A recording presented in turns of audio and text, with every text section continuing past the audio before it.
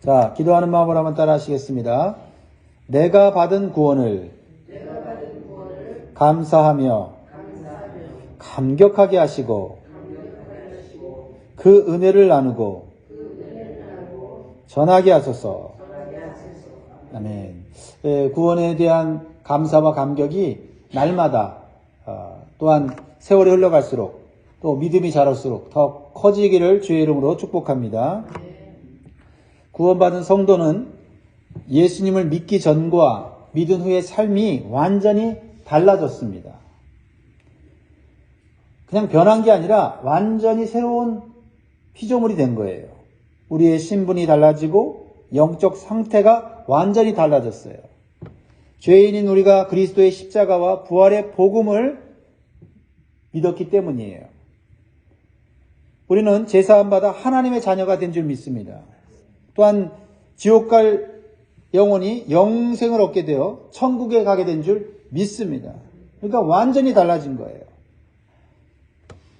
이것은 오직 예수 그리스도의 공로요 하나님의 은혜인 것입니다. 내가 받은 구원은 내 노력이나 내 자격으로 받은 것이 아니기 때문에 우리는 예수님을 모르고 살았던 과거를 부끄러워하면서도 자랑하고 기쁘고 행복하게 살아가게 되는 것입니다. 그래서 예수님이 누구이신지, 내가 구원받은 것이 얼마나 큰 복인지를 간증하고 다른 사람들도 우리와 같이 이런 구원의 은혜, 행복을 누리기를 간절히 원하는 거예요. 그런 마음이 저절로 생겨요. 누구에게요? 구원받은 사람. 구원의 은혜가 얼마나 큰지를 깨달으면, 야, 값없이 받았는데 이거 다른 사람도 다 주시는 은혜인데 다 누리면 좋겠다라는 마음이 마음속에 생기는 것이 구원받은 성도의 특징이에요. 그런 특징이 여러분에게 있는 줄 믿습니다. 오늘 본문에 나오는 바울의 모습이 바로 진정으로 구원받은 성도의 모습인 것을 보여주고 있어요. 바울은 지금 어디에 있습니까? 로마 총독과 아그리파 왕과 고위 관리 앞에서 죄가 없음에도 신문을 받고 있어요. 하지만 바울은 이런 상황을 놀랍게도 기쁘게 생각하고 있다는 거죠. 참 오늘 여기서 저는 은혜를 받아요. 왜냐하면 자신이 죄가 없음을 변호할 기회가 있기 때문에 바울은 기뻐하는 것 같아요. 하지만 가만히 보면 자신이 죄가 없다는 것을 변호하기보다는 자신이 만난 예수 그리스도를 전할 기회가 있게 된 것을 기뻐하는 바울의 모습을 보게 돼요. 1절 보세요. 2절 보세요. 아그리빠가 바울에게 이르되 너를 위하여 말하기를 네게 허락하노라 하니 이에 바울이 손을 들어 변명하되, 변명할 기회가 생겼습니다. 나는 무죄입니다 라고 적극적으로 변호해야 돼요. 2절 보세요. 그런데 이렇게 말합니다. 아그리빠 왕이여, 유대인이 고발한 모든 일을 오늘 당신 앞에서 변명하게 된 것을 다행히 여기나이다. 그래서 다행히 여긴다는 것은 기쁘고 행복하다는 말이에요. 억울하게 결박되어 있는데 무엇이 행복합니까? 여기서 바울의 마음이 보통 사람과는 다르다는 것을 깨닫게 돼요. 사람이 법정에 서게 되면 무조건 자신의 죄를 변호하는데 온 힘을 기울입니다. 어떻게든 형량을 줄이려고 변호를 하게 되지요. 또 억울함을 풀어야 되기 때문에 긴장하게 되고 또 자신의 그 괴로움을 호소하게 돼 있어요. 그런데 바울은 지금 그 순간 결박되어 있고 억울한 상황, 그 상황 가운데서 다행히 여긴다, 행복하게 여긴다고 말하고 있어요. 이런 마음 우리에게도 있어야 될 줄 믿습니다. 바울은 자신에게 불리하게 판결할 수 있는 왕 앞에서, 권세자 앞에서 자신에게 유리하게 말하기보다는 자신이 전하는 복음이 더 유리하도록 말하고 있다는 거예요. 나 자신보다는 하나님이 더 유리하도록 말하는 그런 심령을 가진 성도가 되기를 바랍니다. 이러한 마음과 자세를 가질 수 있는 자는 행복한 자입니다. 억울한 일을 겪을 때 나 자신의 변호가 앞서기보다는 나를 위해 죽으신 예수 그리스도를 높이고 복음이 더욱 전파되기를 원하는 마음을 가질 수 있다면 그 사람은 주 안에서 진정으로 행복한 사람인 줄 믿습니다. 특히 로마 총독과 같은 이방인보다는 유대의 풍속과 문제에 대해서 잘 알고 있는 아그리파 왕 앞에서 자신이 믿는 복음을 전하게 된 것을 더욱 기뻐하면서 말을 하고 있어요. 보세요. 3절에 특히 그러잖아요. 특히 당신이 유대인의 모든 풍속과 문제를 아심이니이다. 그러므로 내 말을 너그러이 들으시기를 바라나이다. 바울은 이방인의 사도로 이방인의 사명을 가졌지만 마음속 깊은 곳에서는 누구를 사랑했어요? 동족인 유대인을 사랑했기에 이렇게 유대인을 대표할 수 있는 아그리파 왕 앞에서 자신을 변호하게 된 것, 즉 자신이 믿는 복음을 말하게 된 것을 얼마나 기쁘게 생각하는지 몰라요. 그렇죠? 우리는 사실 우리가 복음을 전해야 될 상황은 누구나 복음을 전해야 되지만 그래도 우리 가족들, 우리 친척들, 그렇죠? 우리와 연결된 사람들, 그런 사람들에게 복음을 전할 기회를 갖는 것, 우리는 간절히 원하지 않습니까? 이것은 바울의 변호라기보다는 구원받은 간증이에요. 우리가 간증을 할 때 예수 믿기 전에 과거의 모습을 자세하게 말하게 되죠. 부끄러운 과거죠. 그렇죠? 과거가 예수 믿기 전에 과거가 자랑할 것이겠습니까? 그러나 우리가 예수 안에서 얼마나 변화되었는지를 말하는 것, 이것은 듣는 사람에게 예수님을 알게 하는데 효과적이라는 것입니다. 그래서 우리는 예수 믿기 전에 과거의 모습을 우리는 살펴볼 필요가 있어요. 겉으로 또는 속으로 우리의 생각과 가치관이 예수 믿기 전에 어떤 모습이었는지를 우리가 다시 한번 생각해 보며 예수 믿은 후에 우리가 얼마나 하나님의 은혜를 받아 변화되었는지를 살펴볼 수 있기를 주의 이름으로 축복합니다. 바울은요, 자신의 어린 시절의 모습을 자세하게 말하고 있어요. 바울은 다소라고 하는 예루살렘과는 다른 외국에서 태어났습니다. 그러나 그곳에서 바울은요, 철저하게 율법을 배웠고 또 어린 시절에 유학을 와서 예루살렘에서 그는 훌륭한 율법사에게 하나님 말씀을 배웠습니다. 그것을 얘기하고 있죠. 4절 5절 내가 처음부터 내 민족과 더불어 예루살렘에서 젊었을 때 생활한 상황을 유대인이 다 아는 바라 일찍부터 나를 알았으니 그들이 증언하려 하면 내가 우리 종교의 가장 엄한 팔을 따라 바리새인의 생활을 하였다고 할 것이라. 바울은 유대인으로서 매우 엄한 바리새인의 생활을 하였다고 고백합니다. 여러분, 유대인 중에서도 여러 파가 있는데 바리새파는요, 어려서부터 율법을 철저하게 배우고 지키는 것을 알았어요. 보통 유대인들은 나이 3살이 되면요, 성경 말씀을 외우기 시작합니다. 특히 바울은요, 유명한 랍비인 가말리엘의 문화에서 배워서 율법의 의로는 흠이 없다고 말할 정도로 주변 사람들에게 인정받는 사람이에요. 야, 저 사람 하나님 잘 믿는 사람이야. 하나님의 율법을 잘 지키는 사람이야. 칭찬받았다는 거죠. 그래서 젊은 청년의 나이에 예루살렘에서 인정받는 유명한 사람이 됐어요. 야, 이 사람은 유대교의 지도자가 될 사람이야. 라고 평판이 자자했던 사람이라는 거죠. 그래서 예루살렘에서는 이 바울을 모르는 사람이 없을 정도였다는 겁니다. 지금 바울이 과거에 자신이 잘 나가는 사람이었다는 것을 자랑하고 있는 것입니까? 아닙니다. 지금 유대인들을 대표하는 아그리파 왕에게 자신이 유대인들과 똑같이 살아온 죄인인 것을 말하려고 공감대를 형성하고 있는 것입니다.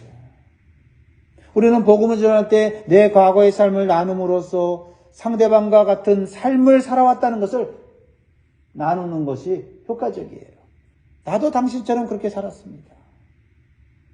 그리고 우리는 과거에 잘 나갔던 시대를 자랑하는 것이 아니라 오히려 사도 바울과 같이 그것을 버려야 할 배설물과 같이 여기고 하나님을 더욱 자랑하고 복음을 자랑하는 성도가 되어야 될 줄 믿습니다. 그럴 때 감격을 받는 거죠. 나 과거에 이런 사람이었습니다. 이렇게 잘 나간 사람이었습니다. 그런데 내가 교만했습니다. 그게 자랑할 것이 아니라는 것을 나는 너무나 깊이 깨닫고 있습니다. 이렇게 사도 바울은요, 어떤 상황이든지 복음을 전할 기회를 찾았고 하나님을 기쁘시게 하는 삶에 힘을 다했습니다. 그랬을 때 하나님은 기가 막힌 방법으로 바울에게 주신 사명과 삶의 목적이 성취되도록 역사해 주셨다라는 거예요. 이번 사도 바울이 구원받고 하나님의 사명을 받았을 때 어떤 사명을 받았어요? 사도행전 9장 15절입니다.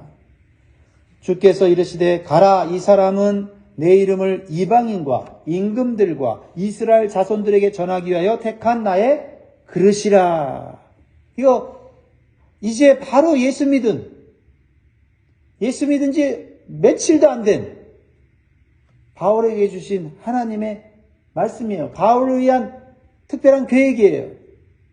예수 믿은 사람들에게는 하나님의 특별한 계획이 있어요. 인생이 헛되지 않아요. 그 계획을 따라, 비전을 따라 살면 우리의 인생은 하나님 손 안에 있고 하나님의 놀라운 은혜와 축복과 능력과 지혜를 얻으면서 살 수밖에 없는 줄 믿으시기 바라요. 그런데 지금 바울은 누구 앞에 서 있습니까? 보십시오. 로마 총독인 이방인, 그리고 임금인 아그리빠 왕과 고위 관리들 앞에 서 있어요. 진짜 하나님 말씀하신 대로 네가 이방인과 임금들과 이스라엘 백성들의 앞에 서서 복음을 전하는 자가 될 거라고 말을 해요. 근데요, 지금 바울의 처지는 어떤 처지예요?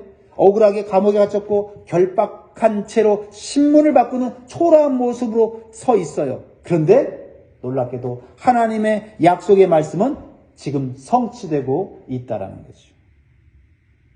바울은요, 이 로마 총독과 같은 높은 사람 만나려면 쉽지 않습니다. 왕 아무나 만나주지 않아요. 그런데 그들이 자발적으로 모였어요. 그들은 알지도 못하고 있었지만 하나님은 바울을 위해서 로마 총독과 왕과 고위 관리들을 그 앞에 세울 거죠. 비록 그들은 높은 자리에 있었으나 낮은 자리에 있는 바울에게 지엄하신 하나님과 하나님의 위대한 복음을 듣는 자리에 있었다라는 거예요. 여러분, 우리가 세상에서 초라하게 낮은 자리에 있는 것 같지만 우리가 하나님을 알고 하나님의 복음을 전할 때 우리는 낮은 자리에 있는 게 아니라 오히려 그 말씀을 듣는 자들이 하나님 앞에서 낮은 자들이고 하나님 앞에서 그들이 불쌍히 여김을 받는 자들이라는 것을 기억하시기 바라요.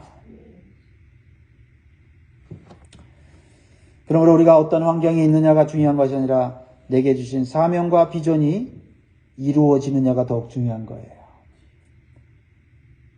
꼭 나의 사명이 높은 자리에서, 편안한 자리에서 내가 생각하는 좋은 상황이 이루어지는 것이 아니라 상황과 환경과 상관없이 내가 그리스도의 복음과 예수의 생명이 내 안에 있어 그 생명의 능력을 우리가 받는다면 우리는 어떤 자리에 있든지 우리는 하나님의 사명을 감당하고 하나님을 기쁘시게 하는 자가 될 수 있음을 믿으시기 바라요.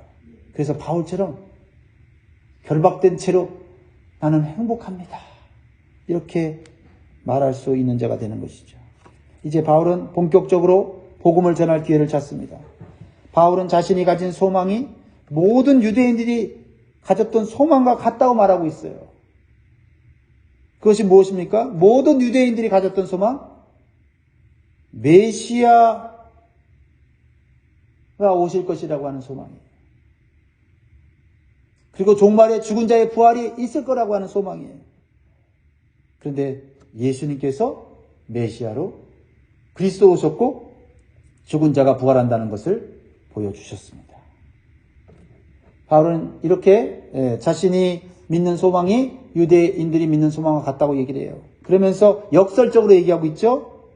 6절 7절 보세요. 이제도 여기 서서 신문 받는 것은 하나님이 우리에게 약속하신 것을 바라는 까닭이니 이 약속은 우리 12지파가 밤낮으로 간절히 하나님을 받들어 섬김으로 얻기를 바라는 바인데 아그리빠 왕이여 이 소망으로 말미암아 내가 유대인들의 고소를 당하는 것입니다. 바울은 참 이상하다고 말을 해요. 자신이 가진 소망이나 유대인들이 가진 소망이 다 같다는 거예요. 하나님 말씀을 통해, 선지자를 통해, 모세를 통해, 다윗을 통해 주신 그 소망, 그 약속 나도 갖고 있었고 그 약속과 소망을 따라 나는 메시아이신 예수 그리스도를 만났다는 거예요. 그런데 같은 소망을 가진 유대인들이 자신을 고소하고 죽이려고 하고 있다는 겁니다.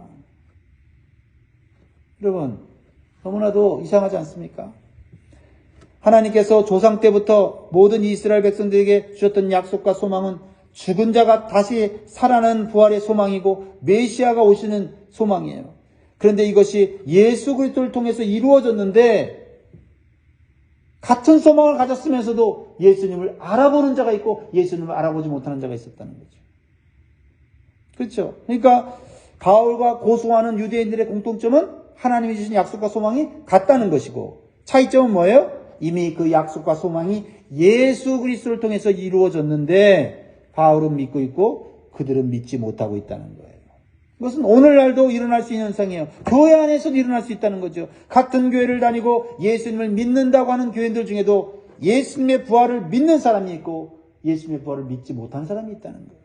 또한 예수님이 다시 오시겠다고 성경에 말씀하셨고 약속해 주셨습니다. 같은 소망을 가져야 돼요. 그런데 예수님의 재림을 믿는 사람이 있고 믿지 못하는 사람이 있어요. 심지어는 뭐냐면 예수님의 재림을, 예수님의 부활을 믿는 자를 핍박하는 교인들이 있다는 거예요. 재림이 어디 있어? 부활이 어디 있어?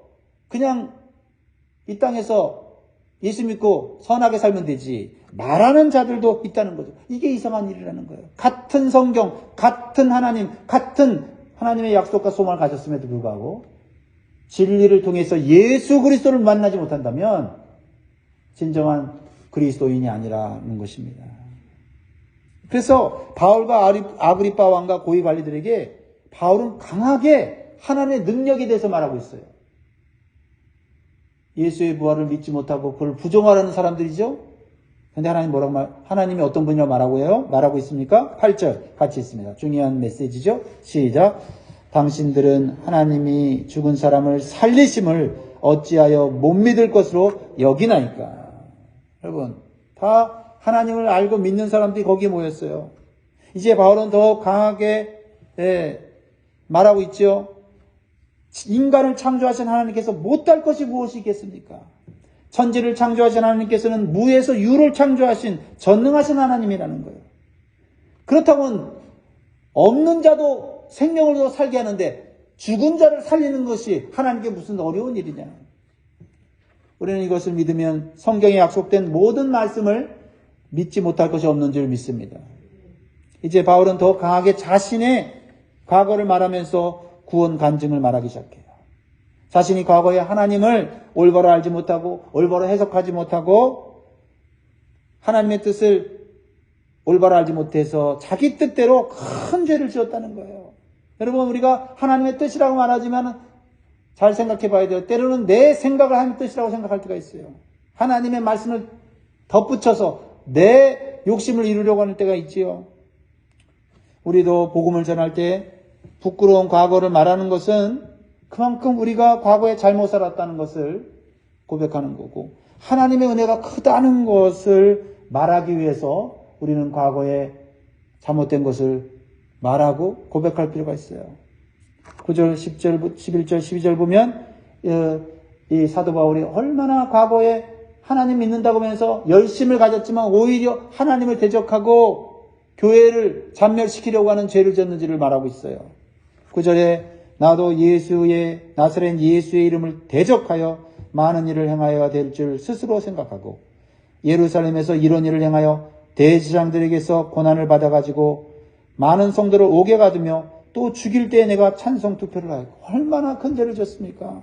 하나님의 뜻을 이룬다고 했는데 그래서 대장들의 종교지들의 고난을 받아가지고 예수 믿는 성도들을 옥에 가두면서 내가 하나님 뜻 생각하고 있구나. 또 죽일 때 찬성 투표를 하면서 이야 내가 정말 의로운 일을 하고 있구나. 이렇게 생각했다는 거예요. 11절에 또 모든 회당에서 여러 번 형벌하여 강제로 모독하는 말을 하게 하고 그들에 대하여 시위 격분하여 외국 성에까지 가서 박해하였고 회당을 찾아가서 예수 믿는 사람들을 색출해내갖고 너 예수 안 믿는다고 너 고백해. 꼭 한국의 옛날에 공산당들이 했던 거죠. 교회에 쳐들어가서 총을 가슴에 대고 너 예수 안 믿는다고 예수님을 모독하면 살려준다고 하는 그러한 이 공산당의 그러한 모습들, 이 하나님을 알지 못하고 불의한 자들의 모습들을 이 사도 바울이 자신도 가졌다는 것을 말합니다. 이것은 무엇을 말해요? 유대인들을 고발하는 거죠. 나도 너희들처럼 열심을 가지고 하나님의 뜻을 따르고 성경 말씀을 따라 산다고 했는데 그 말씀을 오해하고 그 말씀을 내 중심으로 해석함으로 말미암아 예수님을 알아보지 못했다. 그래서 예수 믿는 자들을 잡아 가두고 죽이고 핍박하는 일에 열심을 다했다는 거예요.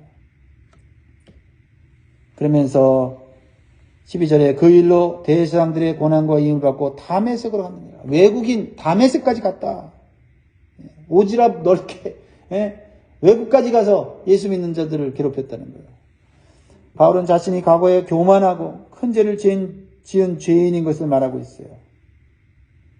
그런데 이런 죄인을 하나님이 불쌍히 여기셔서 구원하셨다고 강조하고 있는 거예요. 이게 구원 간증입니다. 이게 우리가 해야 될 간증이에요. 여러분, 바울이 예수 믿는 자를 잡아 죽이기 위해 달려가던 다메섹은 지옥을 향해 달려가는 열차와 같았어요. 그러나 죄를 짓기 위해서 가던 다메섹에서 부활하신 예수님께서 나타나셔서 그를 만나주시고 용서해 주시고 구원해 주셨음을 감격스럽게 고백하는 거예요. 이런 고백이 우리에게 있을 때 우리는 바울처럼 어떠한 상황에 있든지 복음을 전할 기회가 있다면 행복해하는 거예요. 이렇게 고백했습니다. 디모데전서 1장 15절 16절에 보면 미쁘다 모든 사람이 받을 만한 이 말이요 그리스도 예수께서 죄인을 구원하시려고 세상에 임하셨다 하였도다 죄인 중에 내가 괴순이라. 디모데전서 1장 16절에 그러나 내가 국류를 입은 까닭은 예수 그리스도께서 내게 먼저 일체 오래 참으심을 보이사 후에 주를 믿어 영생 얻는 자들에게 본이 되게 하려 하십니다. 이것이 하나님의 은혜와 긍휼이에요. 내가 이렇게 과거에 죄를 짓고 과거에 이렇게 하나님을 대적하고 예수님을 믿는 자들을 가두고 핍박한 것, 그럼에도 긍휼을 입게 된 것은 하나님의 은혜일 뿐만 아니라 또한 나 같은 죄인까지도 구원하시는 그 하나님을 다른 사람도 믿게 하려는 것이다. 이게 우리가 구원받은 은혜요 또 사명이라는 거예요. 우리에게도 이러한 구원의 은총과 긍휼을 받았던 다메섹의 경험이 있을 거예요. 여러분 다메섹 어디 있어요? 저에게도 다메섹이 있어요. 죽음과 지옥에서 영생과 천국의 축복을 받도록 인생의 터닝 포인트를 주신 다메섹 있습니다. 주님께 감사하시기 바라요. 여러분 힘들고 어렵고 괴로울 때마다 낙심되는 상황 가운데 있을 때마다 이 터닝 포인트를 주신 다메섹을 기억하면서 다시 여러분 은혜를 회복하고 신앙을 회복하시기 바랍니다. 사랑하는 성도 여러분, 말씀 맺겠습니다. 요즘 나에게 감사가 부족하다면 내가 어떤 자리에서 구원받고 긍휼을 얻었는지를 다시 생각해보는 시간을 가지시기 바라요. 그리고 바울처럼 억울한 일을 당해도 원망과 불평보다는 오히려 복음을 전할 기회로 여기는 믿음을 달라고 기도하시기 바랍니다. 그러면 여러분이 당한 불행과 고통이 오히려 하나님께 영광이 되고 기쁨이 되고 이런 고통 가운데서도 내가 행복하다고 말할 수 있는 복된 자가 되는 줄 믿습니다. 어떤 상황 속에서도 우리에게 주신 은혜와 복음을 기쁘게 나눌 수 있는 진정으로 구원받은 성도들이 되시기를 주의 이름으로 축복합니다. 기도하겠습니다.